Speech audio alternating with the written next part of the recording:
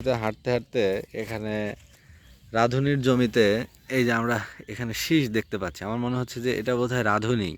এই যে আমরা যে তরকারিতে স্বাদ করার জন্য শলুক বা রাঁধুনি কিন্তু বহুল ব্যবহৃত একটি মশলা জাতীয় বোধহয় সবজি।